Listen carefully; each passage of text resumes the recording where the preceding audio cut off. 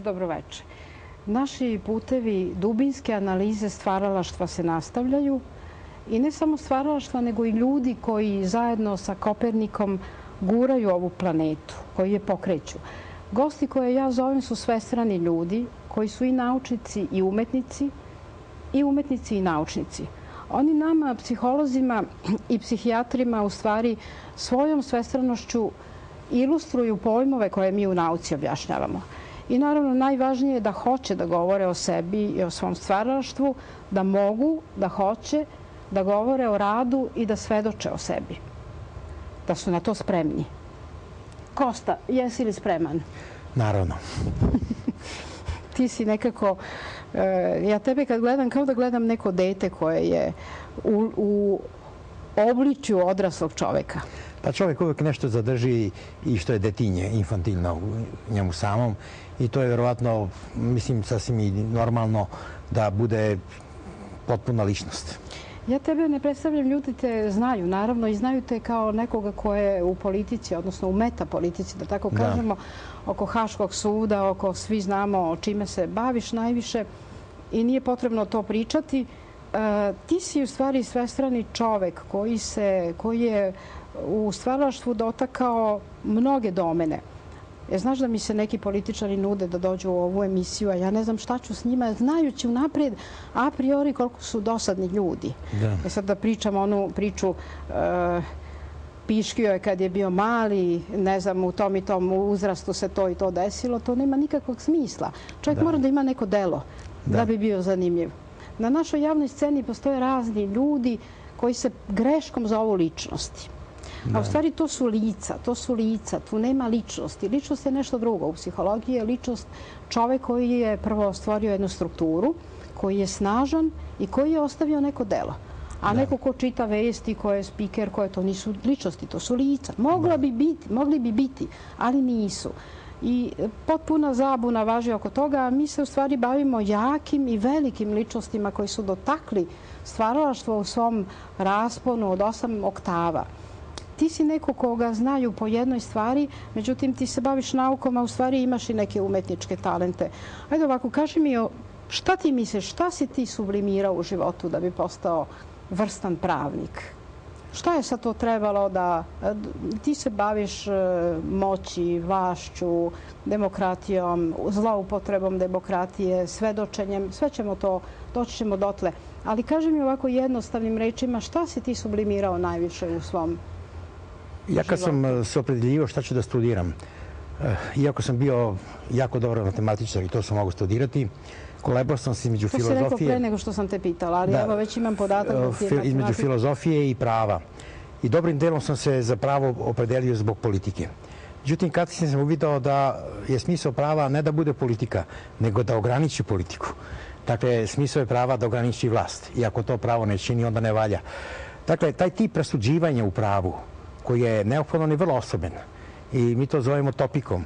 To je nešto između retorike s jedne strane, koja je usmerena na to da čovjeka ubedi, čak i sa razlozima koji nisu valjani, i analitičke logike koja je primjerena nauci. A topika je negdje između. I taj tip rasuđivanja je svojstven pravnicima.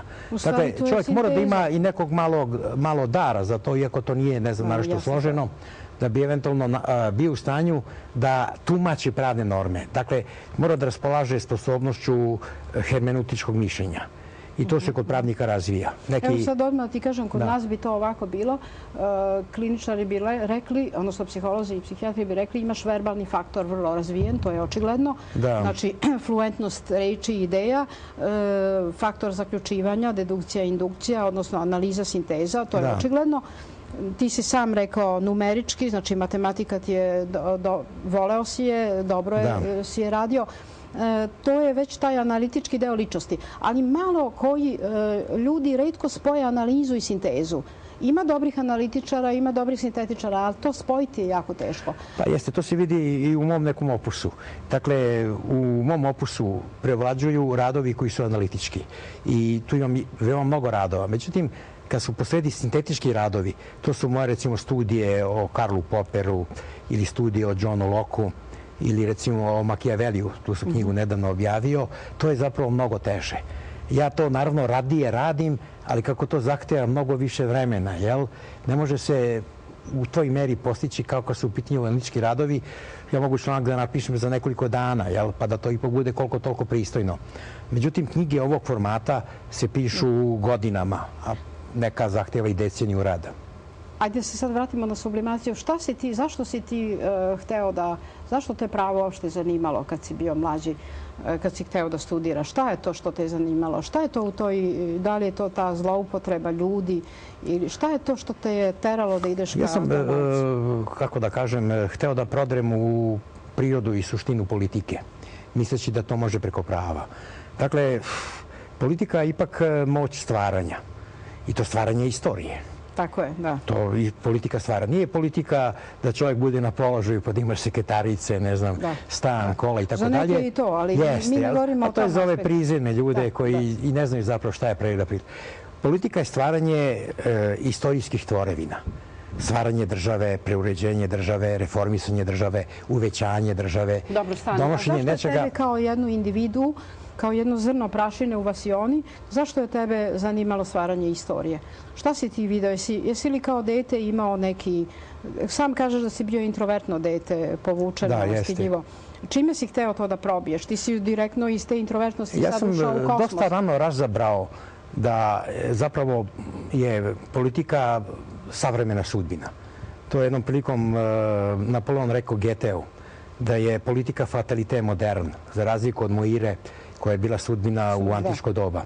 I ako čovjek hoće da utiče ne samo na sudbinu društva i države, nego i na vlastitu sudbinu, on mora da se bavi politikom. Ne sme bežati od toga, onda će pristati da drugi neko određuje njegovu sudbinu. Ja to nisam želeo. Dakle, da li sam ja uspeo ili nisam, to je druga stvar. Ali sam se bar trudio da ja budem taj koji određujem svoju sudbinu. Da, to je stvaralački pripaži. Mi smo svi političke životinje, to znamo od antike. Da, jeste. Ali jedno je to, a drugo su ljudi koji se uhvate grčevito jer nemaju šta drugo u životu da rade, a u suštini ni ne poimaju šta je politika, ali ne mogu da se maknu ti partijski ljudi kojih je puna Srbija. To je sasvim opet nešto drugo. Oni ne shvataju to kao sudbinu, nego kao što smo rekli, sekretarica, mebliran, kancelarija. Znači, kao neko pribežište, ali oni u stvari tu dimenziju u kojoj ti pričaš ne razumeju.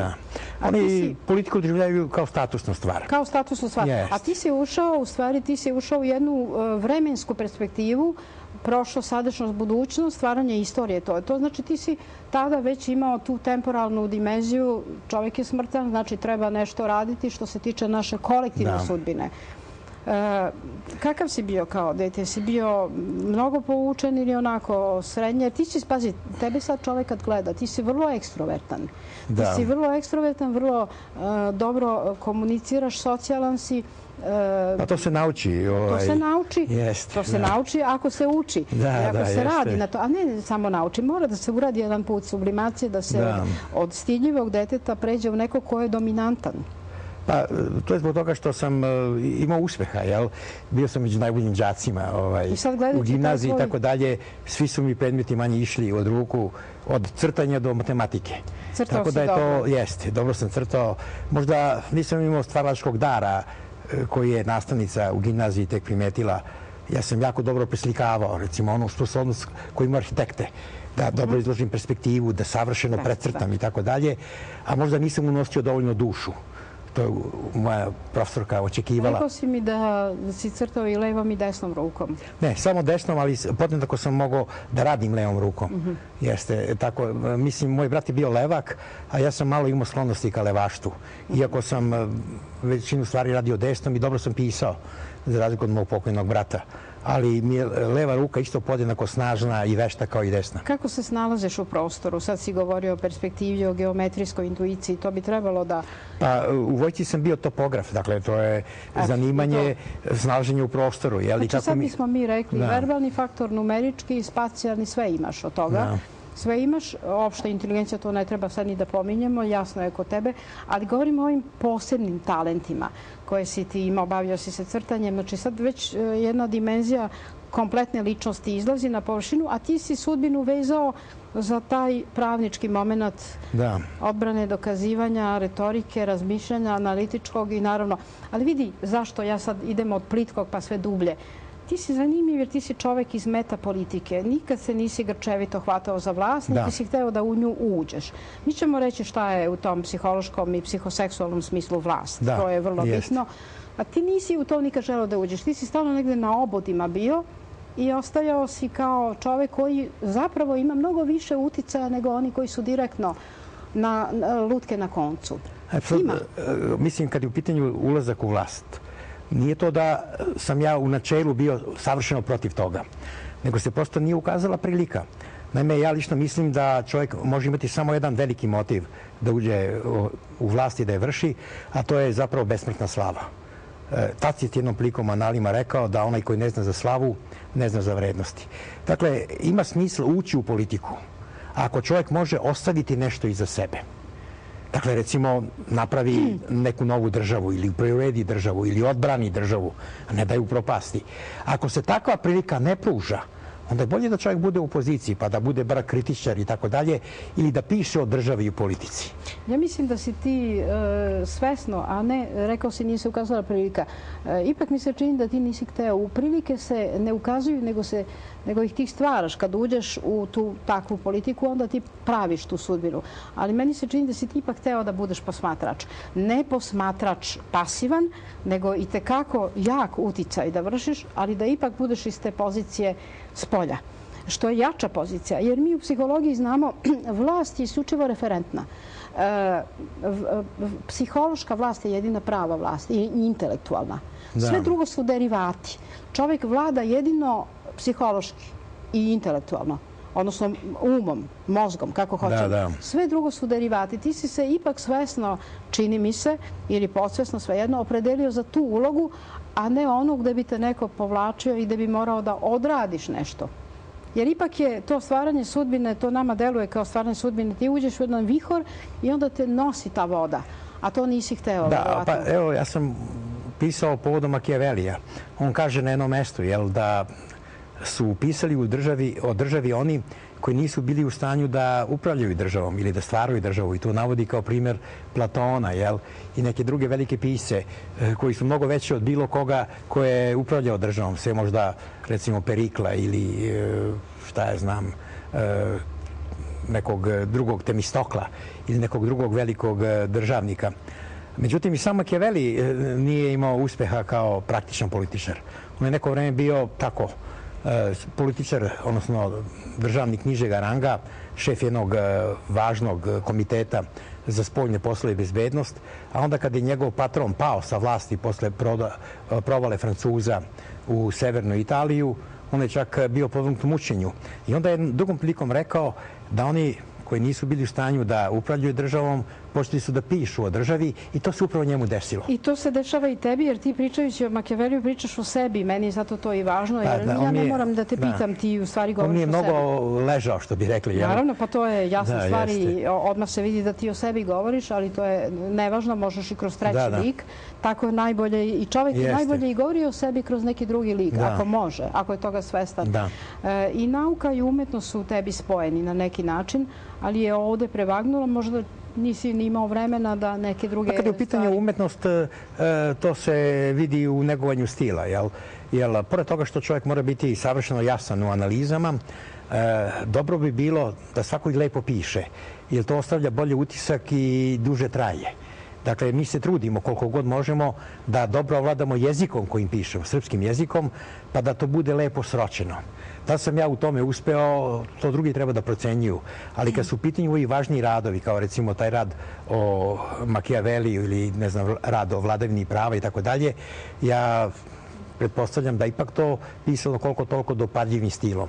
S razliku možda od ovih tekućih analiza koje su onako jednostavne i primerene običnom čitaocu. Kaži mi, se sećaš svojih snova? Pa naravno da se sećam, iako u posljednje vreme... Imaš neki san koji je simptomatski, koji se ponavlja često? Ili barem koji ti se više puta... Kad sam bio dete, onda sam imao jedan san o propadanju koji me mučio i probudim se kad ne stignem do dna. Ali to dugo traje i ne znam šta bi to moglo da znači, to ti sigurno bolje znaš. A u ovim poznim godinama, po pravilu ne mogu da se setim sna, Jer brzo i zaboravim, čim se probudim, sve ukoliko ne zvoni sat, pa onda eventualno se setim. Ali zapazio sam da mi se često događa da se nađem u nekim okolnostima, a da nisam u stanju da nađem pravi put, da odem na aerodrom ili ne znam, na stanicu i tako dalje i da se pomalo gubim. Ti si mi jednom rekao da imaš neki strah od leta. Je to bio taj strah da nećeš naći izlaz iz lavirinta kad ideš na aerodrom ili od samog... Ne, dok sam bio mlađi savršeno se snalazio, ali možda sa godinama sam izgubio sposobnost snalaženja. Pazi, strah od toga da nećeš naći put nema nikakve veze sa sposobnošću snalaženja u prostoru. Konstatovali smo da je imaš. Ali taj san sanjaš, jer ti se to više puta javlja, taj san je se javljao više puta. Pa više puta jeste, da mislim, nemam razloga da ne kažem. Da nađeš izlaz. Da, ne, onda se probudim, naravno, jer to je... Dobro, pa probudiš se normalno, ali više puta si sanjao da tražiš i nema izlaza. Da, razne situacije, naravno, nikad nisu iste. Da. Dobro, znači ti ipak negde još nisi izašao iz nečega. Kaži mi ovako, ajde da ovo završimo odmah da bismo mogli na ove dublje stvari da pređemo.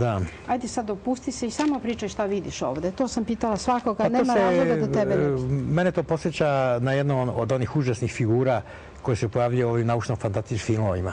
To su ova stvorenja gde dolaze do nekog genetskog poremećaja, pa se stvaraju čudesna, opaka bića koja satiru ljude i tako dalje. Na tako nešto mi podsjeća. Nije oktopod ili bi morao biti simetričan. Ovo je asimetrična figura, rošova mrlja. Mislim da je to to. Tako da je smisao toga da čovjeka malo prepadne. Nije bitan sad smisao. Ti samo kaže da li još vidiš neke figure i nešto. Pa ne, sem toga ne vidim nešto posebno. Vidim onu glavu sa okom, koja, koja gleda onako prema dole. Kao zmiju neku. Jeste, da, jeste. Iz ovog još neku asocijaciju imaš? Pa nema. Znači, genetski poremećaj, to ti je ostalo? Da, jeste. To je najbitnije i zaključak. Genetski poremećaj. Da. Kaži mi ovako, Kosta, ti... Da li se sećaš neke svoje fobije? Jesi li kao dete imao neki banalni strah?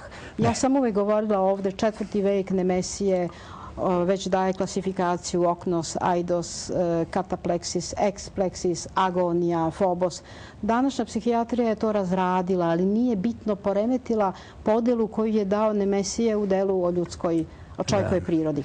Ja pripadam ovoj generaciji gde je odvažnost bila vrlo važna vrlina. I zapravo jedna od prvih vrlina koja se javlja, to je u Odiseji, odnosno najprije u Ilijadi, posle Odiseji, to je zapravo hrabrost. Ono što se očekuje od muškarca, to je da bude hrabar. Ja sam u tom duhu bio vaspitan. I moram da kažem da sam time stvarno raspolagao. Niti sam imao fizički strah, niti ovaj psihološki strah. Šta znači to da nemaš fizički strah? Pa recimo, mi smo se kao deca takmičili ko će da, ne znam, skače preko vatre ili da ode noću na groblje ili tako dalje, jel? I to mi uopšte nije smetalo. Dakle, tu vrstu straha od pomrčine, od nekoga ko se pojavljaju iza žbuna i tako dalje, nisam nikad imao. To su tipični dečni strahovi kroz koje se prođe. To da nemaš moralne strahove, to je jasno, pošto si ti integrisana ličnost i boriš se za nešto. Ali fizički strah je strah od konkretne opasnosti. Da. Je ti to ostalo? Ne. Pa recimo kad je bilo bombardovanje, uopšte me to nije mnogo... Više se moj pas uznemiravao koga sam šetao nego ja. Kad je u pitanju, sad moram da kažem, moral... To može da bude i nekad i želja da se čovjek igra sa ivicom. Ja sam ti pomenula da je Vladimir Putin, kad su ga testirali u KGB-u, rekli su ovaj čovjek nema dovoljno straha. Kako ćemo da ga primimo? Nereaktivan je, tako kažemo. Nereaktivan je, znači ne znamo kako će reagovati u nekim sposobnostima. Strah je poželjan. Da, poželjan, zato što razvija pozornost. On je odbrana. I tu se ispostavilo da je hladan u suštini. On ima fantastično brze reflekse i sve ostalo što treba. Jedino je to bila prag tolerancije mu je bio takav da... On se bavi rvanjem, džudom, to isto zahteva brze reakcije. Ali pazi, kada ti psihijatru kažeš da nemaš strah fizički ni od čega, on se uplaši. A jeli? Da, da. Pa nisam imao neki poseban, naravno možda ima čovjek strah od bolesti kad su u pitanju drugi, deca i tako dalje, jel? To je odloženo. Ali sad da neko uzme ovako pa zapali šibicu i da ti priđe s tim, jer bi ti reagovao? A reagovao bi sigurno, jeste. Sigurno i reagovao, jeste. Ono što je mnogo važnije, to je da ja nisam imao strah od ucene, recimo, ili od pritiska i tako dalje. Sad smo u domenu ono što se dešava u životu i tako dalje, jel? Jer najviše čega sam se bojao, to je da se ne obrukam. I da ne ispadnem kukavica ili čovjek koji je popustio, pa da ga drugi preziru i tako dalje, jel? I to, nažalost, mora na dužu stazu da, jel? Dug je život i čovjek je izložen raznim iskušenjima. Vidiš, autor koga sam pominjala, Mesije, kad je pravio tu kategorizaciju, on je pod strahovima podrazumevao i običan fobos, i stid, i strahopoštovanje, i strah od Boga i užas. Sve je tu bilo povezano. Naravno, mi smo danas to podelili, pa psihijatrija priča o jednim oblastima, a mi govorimo o moralnom domenu i tako dalje. Ali kod njega je sve to bilo povezano kao različiti tipovi strahova. I kad govoriš o ovome, ti očigledno od moralnog sučeljavanja nemaš nikakav, ali nedostatak fizičkog, nemaš strah od neke konkretne opasnosti. A daj da vidimo u daljinu, imaš i strah od neke apstrakcije, od nestanka, odvratit ćemo se na to, ali ipak te sad pitam, da li o tome razmišljaš, o smrti i o tome? Pa jednom priliku sam, dok je pokojni Nikola Milošević bio živ, baš ga pitao šta misli o smrti. A on mi kaže, znate, kaže Kosta, o tome mnogi ljudi razmišljaju, ali nerado govore. Dakle, ja mislim da su ljudi time u starosti, pogotovo, ja sam već u ozbiljnim godinama, često opsednuti, da o tome razmišljaju i ukoliko čovjek je pisao nešto ili stvarao i tako dalje, ono što ga muči to je šta će ostati iza njega i koliko je to uopšte vredno, jel? Dakle, ja mislim da svaki čovjek koji piše ili nešto radi i tako dalje ima neku predstavu koliko to vredi. A da onda je podložan laskanjima, drugih hvaljenjima koja su nezasnovane i tako dalje, ali da mu ostane jedna primisao da to možda nije tako i šta će biti posle.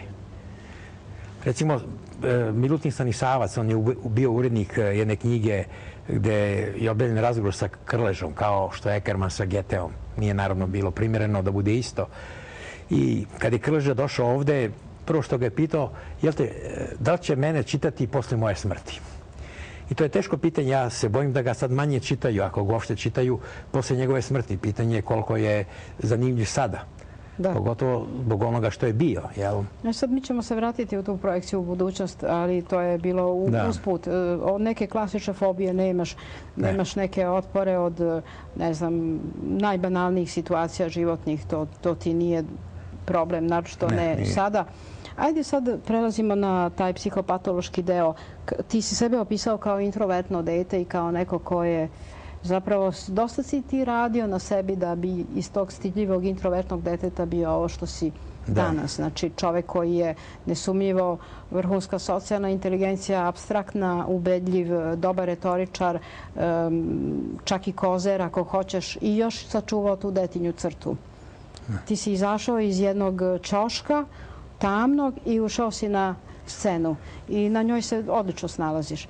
Ali kaži mi kako bi ti sebe opisao, šta bi ti bio, ti si stvaralac, radiš, jako mnogo pišeš, jako si produktivan, to te i drži normalno, ali da nema svega toga.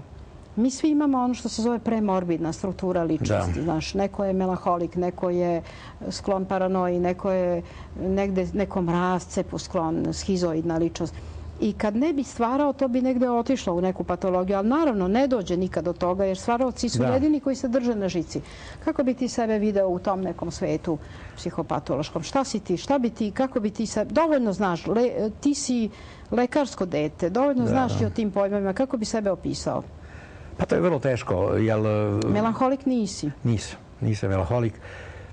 Sklon sam onako fizičkoj aktivnosti. Sumnji jesam, sigurno, jer čovjek mora da sumnja. Rascepu svakako, ne, si veoma integrisan, znači to bi bio sumnji, možda bi ona... Ja mislim da bi dosta teško primio tu činjenicu da nisam više u stanju da analiziram i pišem onako kako sam do sada činio. A to je strah od zapravo starosti. I kako posmatram kolege koji su stariji od mene, jel? I vidim šta se njima dešava, a da oni toga nisu dovoljno svesni, jel? Onda zamišljam sebe kako će nastupiti taj trenutak, jel? Kada eventualno neću više biti u stanju kao do sada da rasuđujem, a da ću uobražavati da i dalje mogu. I da mogu pred drugima i javnošću ispasti smešan, glup, maltene čovjek koji ne zaslužuje više da bude uvažavan. Eto vidiš ono što sam te ranije pitala o strahovima, sad mi to odgovaraš, ali dobro, svejedno to se otvori u nekoj sekundi, pa čovjek kaže... To je strah od starosti, jel, i tako dalje. Dakle, čovjek u ovim godinama čije sećanje mnogo duže nego što mu je nada. Nada je znatno kraća, jel? On mora pored ostalog i time da se bavi. Pogotovo što neprestano upoređuje sebe sa drugima koji su istih godina ili stariji. Ali vidiš taj strah o kome ti pričaš, melanholik ga ima od rane mladosti. Da, to nisam znao. Od detinjstva. Da, to nisam znao. Melanholična struktura ličnosti od detinjstva misli o starosti, o smrti i stalno se u to projektuje, a ima 10, 12, 15, 20 godina. Kad sam bio mlađi, uopšte nisam o tome razmišljao, nego tek kad sam prešao 60. godinu, onda sam počeo. Onda si počeo da ti melanholik nisi, ti bi možda otišao možda eventualno u neku paranoju kad bi to bilo tako, a nije i niti će ikad biti, jer si u stvaralaštvu. Reci mi, imaš li homoseksualne sklonosti? Ne moraš da odgovoriš. Ne. Dobro, ja samo pitam, ali nije to ništa nužno da se kaže, ko neće ne mora. Reci mi, da li si nekada sebe doživljavao kao pacova u lavirintu? Jesi li osjećao nekada da si upotrebljen, manipulisan, a da ne možeš da... Ne. Ja sam prosto uvek izbjegavao da bilo ko sa mnom upravlja. I to je malo nezgodno dok je čovjek dete, onda tu pod zato i nisi ušao u tu paskom i pritiskom roditelja. U tu vrstu partijske politike, zato i nisi na taj način ušao. Čim sam, ja sam bio kao mlad, izdaknuti član tadašnjeg Saveza komunista, sve negdje do 67. godine, i bio sam međunarodni potpredsjednik Saveznog Jugoslavije, što je ipak bio neki položaj, pre svega zbog znanja engleskog jezika. Međutim, onog trenutka kad sam izgubio veru u marksizam i komunizam, ja sam to prestao da budem.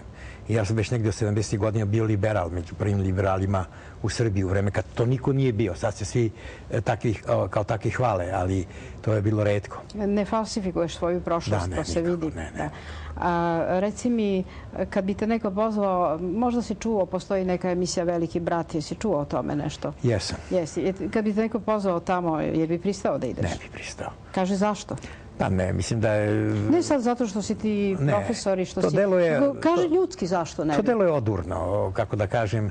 Ostavi socijalne kriterijume, samo onako ljudski najobičnije zašto ne bi pristao. Zaboravi titule, to nije bitno. Nego zbog čega ne bi ti kao Kosta Čavoški pristao da ideš? Pa ja mislim da čovjek ne sme da pređe neku granicu otkrivanja svoje intimnosti. Jer misliš da oni tamo otkrivaju nešto? Da. I drugo, na to se namjerno ide, prosto kad je bračni par ili ne znam, neka veza i tako dalje. Prosto meni to, moram da kažem, je veoma odbojno. Mešavina vojerizma, raznih drugih patologija, a pre svega oni su svi mali pacovi koji dobijaju neko potkrepljenje, mi to tako zovemo u psihologiji, potrebno je potkrepljenje. Sad to potkrepljenje je malo slave i novca koji dobiju, možda to i nije tako malo, ali to je potkrepljenje, to je kocka šećera koju daješ mački, psu ili banana koju daješ antropoidnom majmunu i oni imaju to... To nije nikakva slava, jer slava mora biti besmrtna. To je neka poznatost u javnosti, jel? To je ono što sam rekla na početku. Efemerna. To su lica. To smo rekli na početku. Tu nema ličnosti, to su lica. A to je jedna velika zbrka. Vidiš, u teoriji stvaralaštva mi imamo nekoliko kriterijuma. Imamo ekspresivni nivo, to je najniži. Imamo inventivni, to je malo viši, inovativni, to je još viši i emergentni najviši. Većina su u tom ekspresivnom. Znači, važno im je da se izraze. Ako se čovjek bavi istorijom, a ja se pomalo bavim, nisam nikakav istoričar, ali ipak čitam velike istoričare i tako dalje, on vidi zapravo da istorija sve dovede na svoje mesto. Ne znam se gde je Šekspir sahranjen, ali je od najvećih ličnosti svih vremena, jel? Vivaldi je sahranjen bez nadgrobnog spomenika, pa te kasnije su prebacili u neku katedralu. Ili se smatralo da nije dovoljno poznat i velika ličnost kao neki grof koji ima titulu, jel? Pa mu ne treba spomenik. Ne zna se ni gde je sahranjen Mozart. On je bio onako sahranjen na sirotinskom groblju i tako dalje. Od najvećih ljudi svih vremena. Ti najveći stvaravci. Ali pazi, njihovo ime i trenutna situacija u životu nije bitna jer oni jesu u besmrtnosti, a oni nisu, to je ovo što sad govorim, nivoi kroz koji prolazimo, oni su uglavnom bili u tim nivoima, tako reći, te emergentne. Ti znaš iz filozofije nauke, to je teorija naučnih revolucija. Nešto što totalno promeni sliku sveta. Evo, mi smo na Kopernikus planeti. Jedan obrt koji potpuno promeni, to je ta emergentno stvaraštvo. Ali većina nisu u emergenciji, nego su na ekspresivnoj ravni. I u savremenosti otprilike može naslutiti šta će ostati, a šta neće.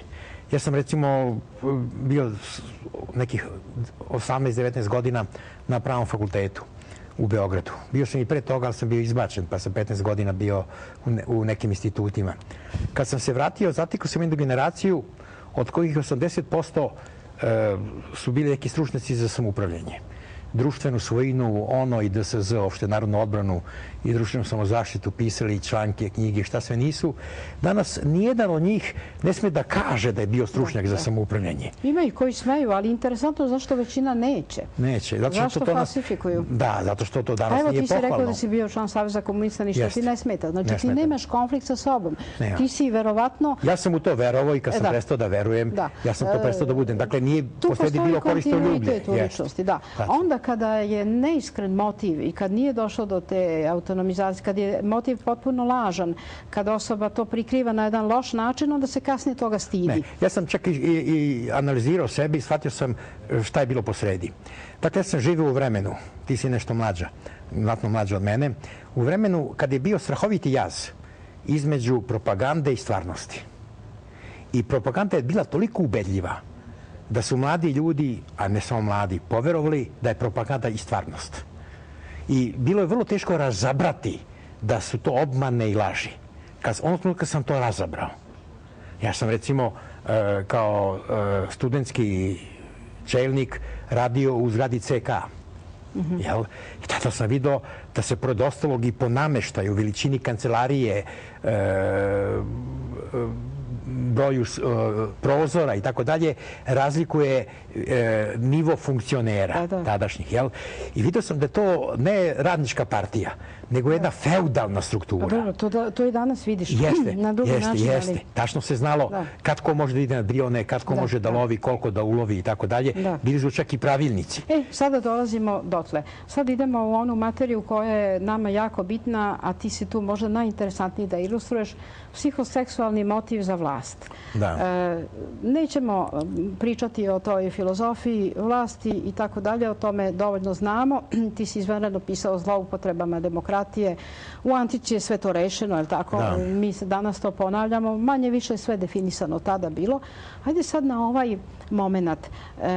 Psihoanaliza, ne samo freudovska. Psihoanaliza, ja kažem uvek, mi govorimo o klasičnoj psihoanalizi, ali ja uvek kažem, psihoanaliza je počela nekoliko vekova pre nove ere, pa je nastavljena sa tradicijom Istočne crkve. To je neka bila već analiza psihe, dubinska i psihoterapija po manastirima. Ja uvek pominjem Nemesije, Lestvičnik, Icak Sirin, Starici u Rusiji, do naših bolnica, prvih Hilandar i Studenica, prve bolnice koje su imale umobolne, već psihijatrijski bolesnici postoje. Bilo je negde u Kordobi isto. Ali sad preskačemo to i vraćamo se na moment šta je to u stvari, šta je ta grčevita želja da se uđe u vlast, koja još ne garantuje ni da je vlast. Mi smo rekli prava vlast je uvijek psihološka. Ovo su neki derivati, neka fikcija, neki privid. Vidiš, psihoanaliza deli ljude na one koji su klasični, ajde da kažemo, koji su završili edipalnu fazu i one koji nisu. Ljudi obično znaju da je Edip bio kralj Tebe, koji je ubio oca da bi se oženio majkom i na tome stanu. I znaju da bi Nije znao da mu je otac kad je ga ubio. Dobro, eto, to je isto bitan, pa vidiš što je, ali vidi kako je mitologija izvlači zaključak. I onda kaže klasična psihoanaliza, mali dečak mora da savlada oca kao rivala, to je ono oce ubistvo, ubije oca duhovno, da ne bi morao fizički da ga ubijaš.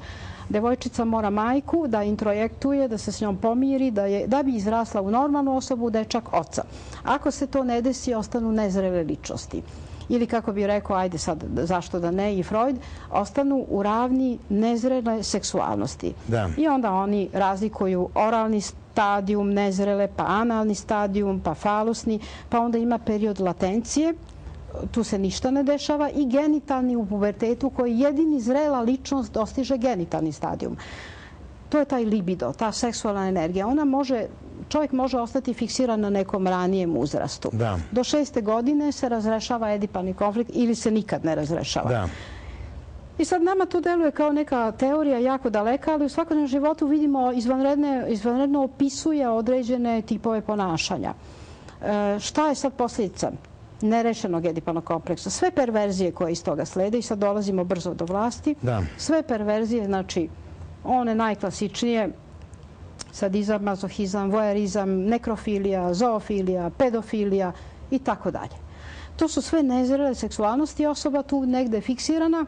Ako je visoko inteligentna i ako može da radi na sebi, ona to prikrije, a iako je na tom stupnju.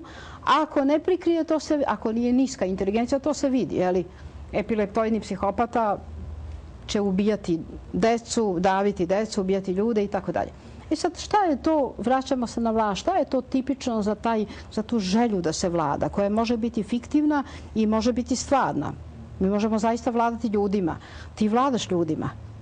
Ti vladaš ljudima intelektualno i psihološki. A šta je sad ova fikcija koju recimo je imao jedan Adolf Hitler, koji zapravo nije ni vladao ljudima, jer to je jedna mašinerija koja vlada. On je tu niko i ništa. Jedno je vladati racionalnim razlozima, a drugo je prisilom. U našoj nauci, kod nezrele ličnosti koja želi po svaku cenu vlast, ona može to da racionalizuje nekim, ali nikada to nije racionalno. I to se uvek pogubno završava. Uvek se pogubno završava. Sada, kaži mi, šta je tebe najviše guralo dalje od te otimačine koje, jer pazi, najviše imaš upravo toga što mi zovemo analni karakter među političarima, naravno banalnog tipa. Ne govorimo protiv politike, svi smo mi političke životinje, rekli smo to i moramo da se bavimo, ali ja govorim o onoj strukturi ljudi koja nema ništa drugo. Znaš, jedno je baviti se politikom kad imaš delo i zanat, pa onda se baviš, jer to je tvoja dužnost, ljudska i čovečanska i građanska naravno, a drugo je kad ti nemaš ništa više u životu nego samo taj grč i moraš tu da se održavaš, a od toga zapravo nema ništa. To je jedna mašinerija u koju uđeš i koja te odvoji od realnog sveta. Najviše sebičnih, analnih struktura ličnosti koji grabe ili su sadomazohističke strukture, prema onima dole su surovi, prema onima gore su ponizni. Najviše takvih imaš u politici. I toj patijskoj, posebno u Srbiji, nažalost. Tacit jednom prilikom jednog vicekonzula Afrike tako označio, rekao je da je osion prema nižima od sebe, ponizan prema višim od sebe, a kaže nesnošljiv prema sebi ravnima. Prema sebi ravnima, da. To je ono što si izostavila. Dakle, šta je u vlasti, jel? To je želja za dominacijom zapravo, jel? Jer čovjek hoće svoju moć da preobrati u nadmoć i da zapravo vlada ljudima i da onda to vladanje na neki način manifestuje. Bilo tako što otima ili što grabi ili što vuče poteze koji su potpuno neočekivani, pa ljude prisiljava da to čine, a usto ide i sve drugo što je nasilje, recimo, ne samo nad muškarcima i nad ženama i tako dalje. Dakle, ako je čovjek potpuno sabran, ako je prava ličnost, dakle, neko ko je državnik... Kako bi rekla analiza, ako je došao do genitalne faze. Jeste. Dakle, ja mislim da se ljudska priroda nije menjala u posljednjih 3000 godina. Možda se nije menjala ni unazad, ali to ne znamo. Pa, nagon života i nagon smrti stoje sigurno. Da, sigurno duže, jeste. Dakle, recimo, kad je u pitanju takav državnik kao što je Perikle, to jeste bila demokratija, ali kaže i sam Tukidid, koji je bio njegov politički suparnik. Kaže da je to samo po imenu bila narodna vlada, a u istinu vlast najboljeg. Dakle, i Perikle je retko zauzimao bilo kakve položaje. nego je vladao preko ljudi koji su bili njegovi prijatelji, pristalice i tako dalje, pa ih on razmeštao na položaje koji su bili kratkoveki. Neki su položaji bili samo jedan dan, neki mjesec dana, neki 6 meseci, a ovi duži položaji su bili retki. To je položaj stratega, recimo, onaj koji komanduje vojskom ili mornaricom i tako dalje. Dakle, on je uspevao da snagom svoje ličnosti to je ono što sam govorila, da je to psihološka, referentna i intelektualna vlast. Jedina vlast. Primjer je, recimo, primjer Tiberija. To njega opisuje i Tacita, naročito ga opisuje Svetonije u 12 rimskih careva i tako dalje, koji je pored ostalog bio sklon izuzetnim seksualnim nastranostima. Tako što je pravio krug od dece, njih 12 u krugu, jedan drugo su zapravo zloupotrebljavali, a on se naslađivao gledajući, ili recimo da su mu mala deca prolazila između nogu i tako dalje. Tako da je to bilo užasno. Sad si dao izvanredan primjer zrele ličnosti koja shvata da je vlast psihološka i vlada na taj način, ako uopšte vlada, iako je moćna da vlada, i ove druge koje je fiksirana očigledno na tom moralno-analnom stupnju i ko zna koma, ali svakako nije došao do kraja razvoja svoje seksualnosti i koji želi vlast zato da bi izlečio, jer naravno nikad ne može da izleči, neki svoj duboko utemeljeni kompleks koji se nije završio. Neron, recimo, je bio još gori. On je priređivao neverovatne prizore mučenja ljudi. I to javnog mučenja u areni, gde su i drugi posmatrali i ovaj populus, odnosno rimski plebs je to voleo da gleda, da vidi i tako dalje. Naravno, ta služivanja bila kratkotrajna, ali su bila daleko pogubna i govorila su o njemu samom. On je bio zločinac. On je bio zločinac. Ivan Grozni, koji je istorijski veoma značajna ličnost, je imao te epileptoidne faze. On je bio epileptoidni karakter sa naglim pražnjenjima, kako mi kažemo, sa vrlo surovim sadističkim crtama i naglim pražnjenjima raspoloženja. Naglim promenama. Ti su vrlo ljudi opasni jer su nepredvidljivi. Naravno, ali pazi, visoka inteligencija dođe do vlasti, jer lako je nama sa epileptoidnim psihopatom koji je niske inteligencije. Tu treba samo kriminalistiku angažovati da ne bi udavio veliki broj dece. Ali sa onima koji imaju visoku inteligenciju je teško, jer taj će doći negde do vrha. I taj ima motiv da dođe do vrha, a ti ga nemaš, jer njegov vrh nije tvoj vrh, ti si već na vrhu. On to ne može da vidi, takav čovjek to ne može da vidi. I on ide i penje se u toj svojoj paranoji, praznom narcizmu, megalomaniji i nezreloj seksualnosti. I onda, kao što to biva često u istoriji, a biva i danas nekad u Srbiji, naravno ne tako pogubno, ali imamo primjera, onda dođe zaista do nekog položaja. I šta dalje sa takvom osobom? A visoka inteligencija. Kad je niska, nije problem. Čak i ako je prosečna, može da se progura. Kad su u pitanju takvi zločinci, jedini put slobode je zapravo put atentata, odnosno ubistva. Tu bi čak i ubistvo takvog Dobro, sada stani, ali ti imaš dva tipa. Tiranicid je bio opravdan i u antici i u srednje veku. Dakle, čak su pisane i u slavu i antički teoretičari su u stvari... Franko Gali je napisao mislim da je Ciceron priznavao da narod može da ubije tiranina. Vindicije kontra tiranos, optužbe protiv tiranina. Ne znam tačno ko je autor, ali pripisuje se... Dobro, a vidi sada, ta nezrela psihopatološka ličnost može da rezultira u jednom, nama je najbolja paradigma taj Hitler, nesrećni, to je totalitarnost kroz jednog čoveka. A šta ćemo sa onim mehanizmom Kafkinog zamka o kome ti stalno pišeš, a to je današnji Haški sud, gde je ta patologija potpuno razuđena i ti ne možeš jednog da ščepaš za gušu, pa da ga skloniš pa da padne zamak, nego je tu imaš mnogo centara moći i ti ne znaš ko je više lud među njima, a svi su poremećeni i svi deluju u jednoj, u stvari, psihoseksualnoj patologiji i kad se obratiš, pazi, kao i ova kriza sada, niko nije kriv, ne zna se ko je kriv i samo premeštaju sedišta i to je sve neuhvatljivo. Ja mislim da se to vrlo teško može rešiti i da jedini izlaz bi bila apsolutna sloboda javnih glasila, medija. Dakle, i njihov pluralizam. Ali šta možeš da, recimo, šta... Inače, kao pojedinac se tome vrlo teško čovjek može suprotstaviti. Ja, recimo, sam veliki broj rasprava napisao i objavio knjige protiv Haškog tribunala i tako dalje, ali to, nažalost, nije dovoljno. jer ljudi malo čitaju, poneko pročita, nema tu uticaja. Jedina sredstvo uticaja danas je televizija. A nažalost televizija je pod monopolom. Zato mi I tek kad radimo prođe vreme, psihoterapiju. onda se zapravo vidi. Jel? Dakle, sve dođe na svoje mjesto. Evo, gledao sam skoro nedavnu emisiju gde govore o Georgeu Washingtonu, koji je tvorac američke nacije, tako se on smatra.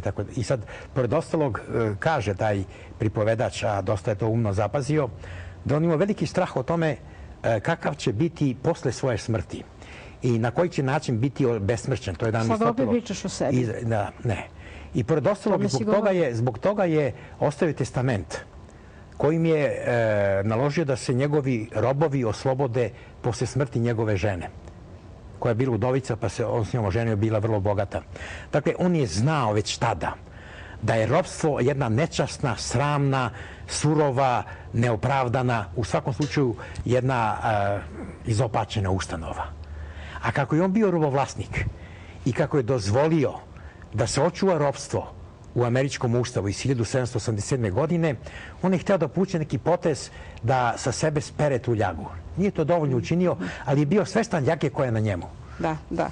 Dobro, i delom si sad i o sebi rekao, jer ja mislim da se i ti brineš o tome, da razmišljaš zapravo o tome šta ćeš ostaviti u nasljeđe, a vratit ćemo se na to. A šta ćeš da radiš, recimo, govoriš ti o sebi dovoljno i kroz te likove koje citiraš, šta da radiš, recimo, sa čovjekom koji se tako popne do nekog i ti ne možeš ništa više da promeniš. Ti si rekao, politički atentat je odlična formula, naravno, ali šta u jednom sistemu gde se to samo odliva i niko više ništa ne može? Pa to je upravo sadašnja situacija. Naravno, osim preventivno, ovo što mi radimo edukujući mlade i decu i studente da vide da psihoseksualni poremećaj čovjeka koji želi vlast na vreme uoče. Na vreme, da bi mu stavili barikade da ne može daleko da... Ne, oni uče tek kad ih on uništi ili osiromaši ili ih učini gladnima i tako dalje. Pre toga to ne mogu da razaberu. Dakle, u tome jeste velika prednost čovjeka na vlasti. Zato što bi nekad komunisti rekli široke narodne mase, ili ja bih danas rekao obični, prosti ljudi. Oni zapravo infantilno pristupaju politici. Doći ćemo dotle. Samo jednim delom svoje sposobnosti duhovne se time bave i vrlo površno. Nisu skloni analizi, nisu skloni ozbiljnim zaključcima i nisu skloni dubokom promišljenju. Ne samo površno, nego imaju taj odnos deteta i roditelja često. Lakoverni su. I onda imaju odnos prema roditelju, čoveku koga vide, oni se vezuju za njega kao, to je tipična analiza vođe, i tog roditelja koji se tu sad stavlja ili se zaljubljuju u lidera, što je još gore. Da, to je još gore. To je najgora. To je bio slučaj sa Hitlerom, kad su žene prolazile, maltene su doživjeli uskućenje. Ali to je svaka epoha ima to, ali svaka epoha.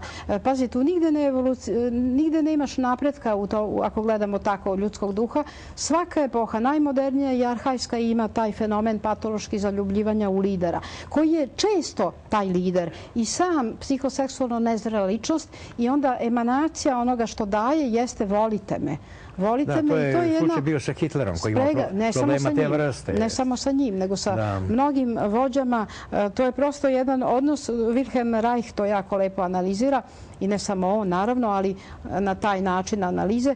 Koliko se čitav narod se stavlja u ulogu deteta. Jeste, ali nažalost to se razabere tek kad sve prođe, kad je kasno.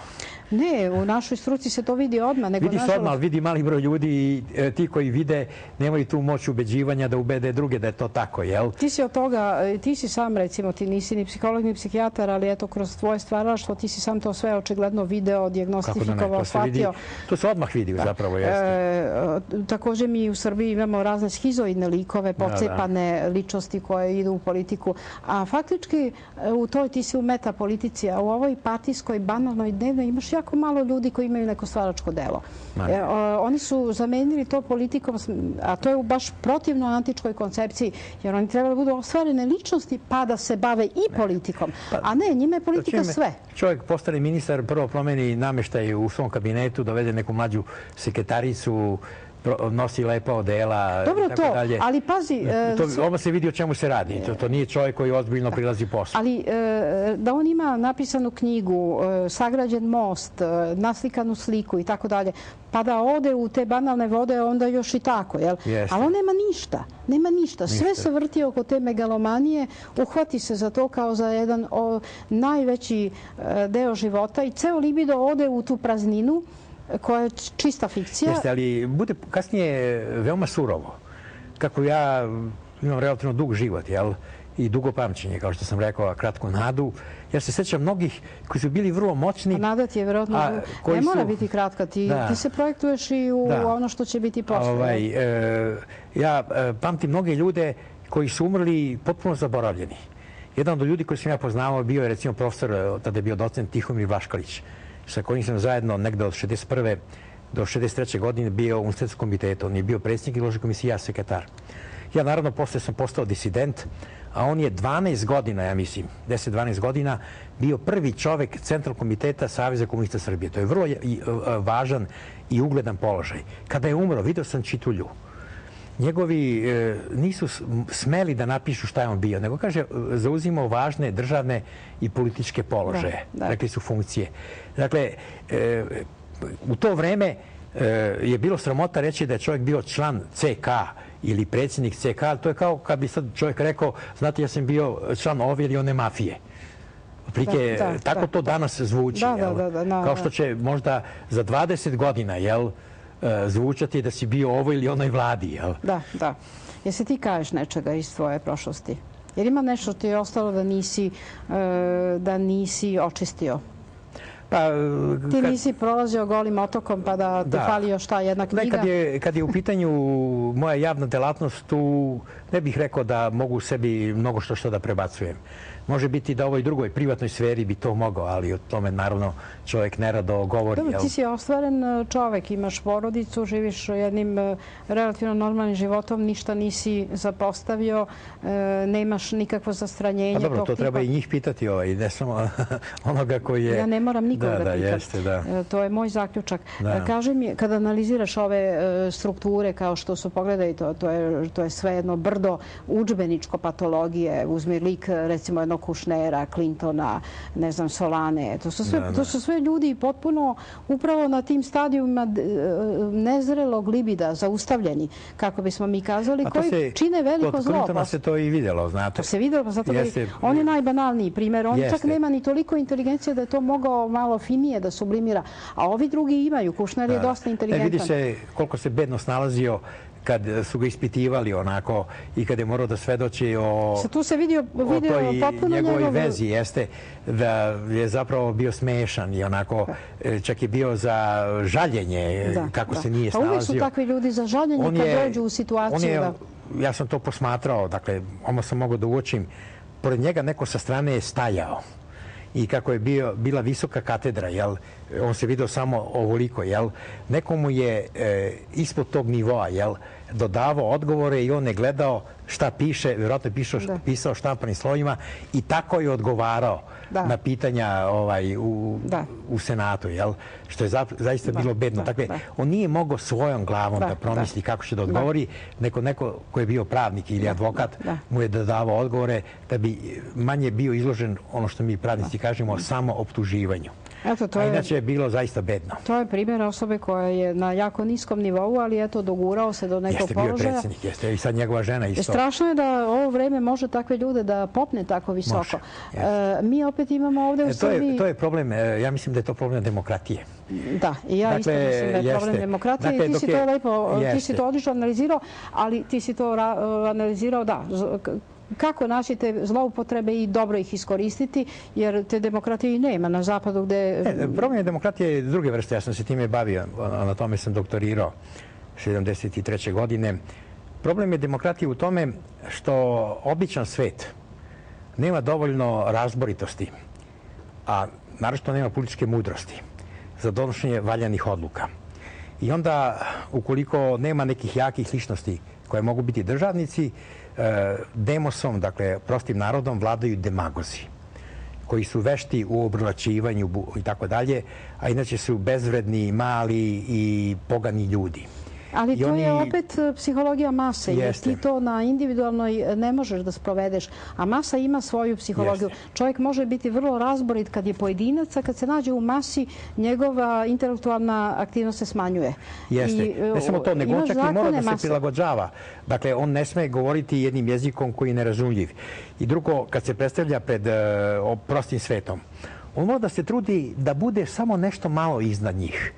Da što bude više nalik na njih. Mi to znamo u socijalnoj psihologiji, vođe nisu uvek najinteligentniji ljudi. Nisu. Naime, vrlo visoko inteligentni ljudi retko pristaju da budu vođe u političkom smislu reči, ne zato što ne bi mogli da budu, nego zato što to doživljavaju kao gubitak. To je još Platon otkrio u svojoj državi, on veli da oni koji su najsposobniji, reći aristokratija, Aristos, to znači najbolji, po moralnoj vrlini i po apsolutnom znanju, oni moraju biti naterani da upravljaju državom. Dakle, onaj koji je najbolji, taj se kloni toga i treba ga silom prinuditi da upravlja državom, iako on to lično ne želi. Dakle, on je znao da najbolji ljudi imaju otpor prema tome. Imaju otpor uvek prema. Međutim, nažalost, problem je u tome što se teško mogu naći najbolji ljudi. To prvo, jer retko se mogu naći najbolji ljudi i onda, i ako se nađu, pitanje je da će uspeti u politici, da će ih ljudi prihvatiti, da će im se pružiti prilika koja možda se iskoristi. I pitanje je da će i oni ostati integrisani. Kaži mi, gde si ti na putu individuacije? Znaš šta je to? Individuacija o kojoj je govorio Carl Gustav Jung, a mi prosto kažemo put od ikone metanoje, apathe, prosvetljenja do oboženja, koje je daleko i većina nikad ni ne dođe dotle, ali negde putujemo celog života. Gde bi ti sebe video? Šta si ti? Jesi ti došao negde? Pazi, ovo nije socijalni kriterijum, ovo je čisto psihološki. Jesi li ti došao do sebe? Jesi li ti došao do svog jastva, kako mi prevodimo Jungove pojmove, odnosno naše stare pojmove, poznate još pre Jungove analize? Jesi li došao do sebe potpuno ili još putuješ ka otvaranju sopstvene ličnosti? Ti si jako mnogo već uradio. Moram da kažem da nisam nezadovoljan sa sobom. To je dosta važno. Ja mislim da nezadovoljstvo razara čoveka. Apsolutno. A mnogi ljudi propade od samorazaranja. Dakle, mnogo više propade od samorazaranja nego od bolesti. Mada kreativni ljudi uvek imaju dozu nezadovoljstva, ali to je nezadovoljstvo praćeno stalno konstrukcijom, radom. A ne vrte se u krugu, nego stalno idu napred. Oni su nezadovoljni pa opet skoče napred, pa skoče napred. Ja sam pomalo nezadovoljan samo utoliko što mislim da sam možda, kako da kažem, previše radio ove prizemne analitičke stvari iz oblasti ustavnog prava, analize dokumenta i tako dalje, a mogao sam da se više bavim velikim piscima iz prošlosti i naročito velikim političkim filozofima. Tu sam recimo pisao o Johnu Locke, pisao sam o Machiavelliju, vjerojatno sam mogao pisati o drugima. U tom smislu doživljavam to kao neki propust, za koji verujem da se može nadoknaditi, ali je bolje da sam to ranije uradio nego u ovim godinama. Jesi li doputovao do samog sebe ili ima još da se putuje? Pa, ja mislim da sam dobrim delom to uspeo, iako ne sasvim. Tako da jedan element nezadovoljstva sigurno postoji. Ali ne u toj meri da me on nespokojava i da me razara. Kaži mi, Kosta, da li si verujući ili ateista ili tražiš ili si agnostik? Pa, što sam stariji, nekako sve sam bliže veri, odnosno hrišćanstvu u ovom smislu. S tim što ja ipak znam šta je hrišćanstvo za razliku od ovog prostog sveta. Tako da ne bih mogao za sebe da kažem da sam u svemu hrišćanin. To znači da čovjek, pored toga što veruje u Boga, mora recimo verovati i u vaskrsenje, u život na onom svetu i tako dalje. A ako bi u to verovao, onda ne sme da se plaši smrti. Ima i koji se ne plaše? Da. Ali ti se plašiš? Da, ne, u smislu da ne... Razmišljaš o njoj, da. Ne, nego da u smislu da bi želeo da živim i tako dalje, Dakle, inače, čovjek kad je bolestan, on se leči, Ukoliko bi eventualno verovao u vaskrsenje, on nema razloga da se leči, može odmah da umre, Tako da je put na onaj svet otvoren.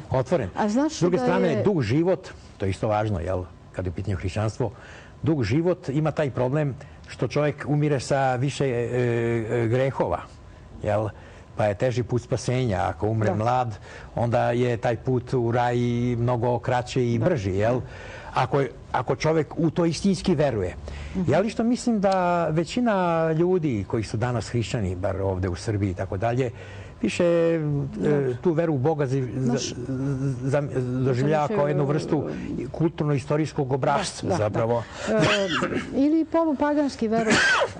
Nikolaj Berdjajev je jako, on nije bio psiholog, to svi znamo, ali izvanredne psihološke analize pravio ruskog čoveka 19. i 20. veka, mislim, jedan deo, religioznog ateizma, ateiste koji veruje, koji strašno veruje. Ljut je na Boga, nije da ne veruje, nego je ljut zato što je pravda spora i on čitavu tu psihološku kateksu pomera sa pojma Boga na nešto drugo svetovno, što može biti strašno nesrećna situacija, ali je i dalje u psihološkom smislu jednako verujući. Vera je jako važna i zbog moralnog stava. I najveći broj komunista, onih autentičnih, je bio u tom smislu verujući. Ali homo religiosus je u nama. I mi jednostavno imamo potrebu. Čak jedan austrijski psihijatar Viktor Frankl govori o tome da je volja za smislom života u ravni nagona. Ona je u ravni nagona. Tu čak i ne treba mnogo drugih momenata visokog mišljenja, nego je isto tako nagon kao i nagon smrti. I premešta tu, mi jednostavno imamo potrebu za verovanjem i to je nešto što racionalizam sam po sebi završava u praznom narcizmu. Nije dovoljan. U praznom narcizmu. Sada, racionalista koji kaže da ne veruje jedno... To se pokazalo kod protestanata. Dakle, protestanti za razliku od pravoslavnih i katolika su smatrali da čovjek može racionalnim uvidom u svete knjige, recimo u Novi Zavet i tako dalje, da ima neposredan odnos sa Bogom. I da kako on poima veru, da je to zapravo pravo. Međutim, do čega to dovodi? To dovodi do potpune fragmentacije crkve. To je lepo rekao Bulgakov. Protestant je doneo intelektualni moment, katolik organizaciju, a istočno hrišćanstvo jedino duhovnost. Tražeći tu neku ravnotežu. Kaži mi, Kosta, razmišljaš li o nestanku? Evo, o tome smo pričali i malo časa se vraćamo na to pitanje. Razmišljaš li o smrti? Pa, čovjek naravno o tome nerado govori, ali čovjek razmišlja gledajući druge. I naravno ono što se čovjek pita, to je koliko mu je ostalo, to niko ne zna. I se pitaš ti? Pa sigurno da svako se to pita, Ima ljudi koji se ne pitaju. Nećeš verovati. Da je to dosta retko i da su ljudi u tom pogledu jako potiskuju. Da, prosto su neiskreni i tako dalje. Dakle, čovjek je jedino živo biće koje je svesno konačnosti svoga života. I drugo, ima težnju da tu konačnost prevlada. Evo, običan svet šta radi. Ja sam to vidio u mestu u kom sam odrastao. Stani sada, izvini što sam te prekrenula, zašto naglašavaš to običan svet, stalno, običan? Rekao si 3 puta reč običan. Sad si ti običan čovek na ovom kauču. Da, znam. Koji je jako kreativan, ali si... Da, jeste, ali ne, kad je u pitanju smrt, tu su svi obični, apsolutno jednaki. A tu su potpuno jednaki. Jeste. Ja sam to vidio, recimo, da ljudi podižu spomenike za svoga života. I čak napišu ime i prezime i godinu rođenja, još jedino ostane da se ureže godina smrti, tako dalje. Dakle, ono što njima nije jasno, to je da li će neko poslije njihove smrti to da učini. Da kako nisu sigurni, onda sebe... To je prevazilaženje jednog straha, jeste. To je isto, i onda veruju da urezivanje u kamen je mnogo sigurnije nego, ne znam, u papir i tako dalje. Iako ja nisam siguran, pokazalo se da je kamen mnogo trošniji od papirusa, pogotovo kad se pripisuje i tako dalje. Veliki ljudi su tako ostali. Ali to svet koji nije u ovoj struci u kojoj smo mi, to ne zna. Kaži mi, Kosta, kako bi sebe opisao u 3 reči? Ali nemoj da misliš sada, nego brzo šta ti ispadne. Imaš valjda i ti, ja ti nisam rekla lezi na kauč da asociraš. Ne, ja mislim da sam ja hrabar, čvrst i nezgodan čovjek. To je zanimljivo. Ali i dalje se ne zna šta se krije iza tog tvog ciničnog osmeha. Pa nečeg ciničnog sigurno imam, i tako dalje, i to mi je dosta smetalo u životu. Dakle, čak nesvesno ja sam pomalo posmešljiv i sklon sam da u sagovornicima otkrivam tu slabu stranu. Da ljude onako pratim, analiziram i hvatam u grešci. Ti si dobar dijagnostičar. I to mi je nekako strast koja nisam dovoljno svestan. To mogu si da budeš... Tako da činim čak i onda kada to nije umesno. Mogu si da budeš psihijatar, mogu si da budeš slikar, mogu si da budeš verovatno i svirao si takođe, mogu si možda i muzičar. To sam bio slabiji, jer sam bio u matematici jako dobar. I matematičar. Da, jeste, to mi je ležalo i ja sam bio prvak matematike u 7. razredu gimnazije ceo Banat. Da vidiš. I sad potvrđuješ moju tezu da čovjek koji je u stvaralaštvu apsolutno može da se šeta po raznim domenima, nema one podele naučnik-umetnik, on je i jedno i drugo, samo je pitanje šta može da radi. Da, ali onda kad se opredeli, onda mu neke druge sposobnosti postepeno nestanu. A to je prirodno, mora da pravi selekciju. Ali potencijal početni je bio za sve. Ja kad su mi djeca išli u školu, mogu sam da im pokazujem matematiku do kvadratnih jednačina. Već analitičku geometriju nisam mogao, iako sam bio veoma dobar. Znači, kvadratne jednačine sam mogao da rešavam. Sad kad su mi došli unuci, pitam se da ću moći da rešavam kvadratne jednačine ako to doživim. Pa rešavaš ih u Haškom sudu. Odlučio si ipak da se boriš sa nekim himerama, ali to je tvoja viteška borba, to je tvoja odluka. Slušaj sad ovo, ali slušaj. Da. Ti si ruka Dušanova pružena u vekove i emocija zatočena u tamnici na vagi pravednog tasa. Pobuna grčkih polisa, škripa rimskih kapija, srpski zakonik i vest o iskupljenju, arhetip spasa. Život si zemaljskim svedočenjem zavetovao, a klupkom odbrane Minotaura za drvo vezao. Prekinuo si na vreme žrtvu Isaka, probudio snagu pobune tihih koraka, na zemlji Haškoj duboko ispod oblaka. Osmehom si zlo na obdukciju položio, zaborav i amneziju plemena odložio, ti si Sokratov praunuk preživeo na Balkanu, nož činjenica i okno vere u izbavljanju, analitičar hladni cinizma, ali i strela što dugo putuje ka nadi. Ruka koja izdaju, trulež i laž iz rana robova vadi. Zrno si kojim se otpor tamnicama u mlade duhove posadi, kao prkos jedne balkanske provincije Rimskog carstva, reč neuplašena probuđenog ljudskog jastva, ogoljena krivica sveta koji želi da se opravda. Dokaz si zavetu prastarom, sedog Serdara Janka, da je venecijanska ispisana nepravda mnogo teža nego srpska nepisana pravda. To sam tebi posvetila. Živeli stvaralac. Živeli. Tebi napisana pesma. Kosta, tebi. Hvala, hvala. Lepo zvuči, iako bojim se da je malo preterano. Da je malo preterano? Da. Možda je preterano, ali treba. U poeziji se uvek preteruje. Živeli stvaralac. Živeli.